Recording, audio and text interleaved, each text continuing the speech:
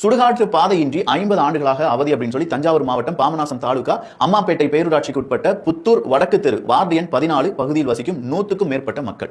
இங்க செத்த பிறகு அந்த பணத்தை எடுத்துட்டு போறதுக்கான வழி இன்னும் 50 வருடங்களா ஏற்படுத்தி தர முடியவில்லை அப்படிங்கிறது தான் நம்முடைய அவலமான ஆட்சிகள் இங்க தொடர்ந்து இருக்கிறது அப்படிங்கிறத இங்க நம்ம பெருமையா சொல்ல போறோமா ரொம்ப சிறுமையா சொல்ல போறோமான்னு எனக்கு தெரியல. சோ மக்கள் இப்ப என்ன கேட்கறாங்க, சார் 50 வருஷமா கேட்டுட்டோம், எங்களுக்கு இன்னும் அந்த வழி ஏற்படுத்தி தரல அப்படின்னு சொல்றாங்க. சரி, இப்போ அது என்ன செய்யறாங்க அப்படின்னா நேரடியா சிஎம் டேக் பண்ணி சார் எங்களுக்கு செஞ்சு கொடுங்க அப்படின்னு சொல்றாங்க. இங்க தான் மாற்றம் நடந்திருக்குன்னு நான் சொல்றேன்.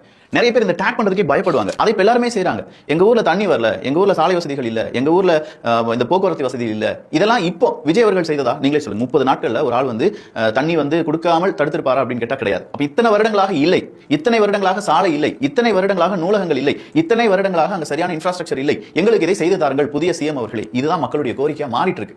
சோ நமக்கு இதை கேட்கும் போது என்னடா எல்லா பக்கமும் அது இல்ல இது இல்ல அது இல்ல அது இல்லன்னு சொல்லிட்டே இருக்காங்களே, அப்ப தாவேகா வந்து எதுவுமே இல்லாம செஞ்சிட்டாங்களா அப்படின்னு சொல்லி நிறைய பேர் பரப்பிட்டு இருக்காங்க. குடிநீரை ஒரு கிராமம் ஃபுல்லா கொண்டு வருவதற்கு இத்தனை வருடங்கள் ஆட்சி செய்த அந்த ஆட்சியாளர்கள் என்ன செஞ்சிட்டு இருந்தாங்க?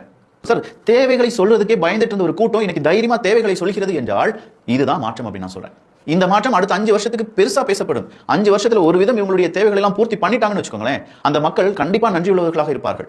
எங்க ஒண்ணுமே செய்யாதவங்கள மறுபடியும் நம்ம ஆட்சிக்கு கொண்டு வந்த போது ஏதோ ஒருத்தர் செஞ்சிருக்காரு அப்படின்னு சொல்லும்போது மறுபடியும் அவங்க ஆட்சிக்கு கொண்டு வருவாங்களா இல்லையா?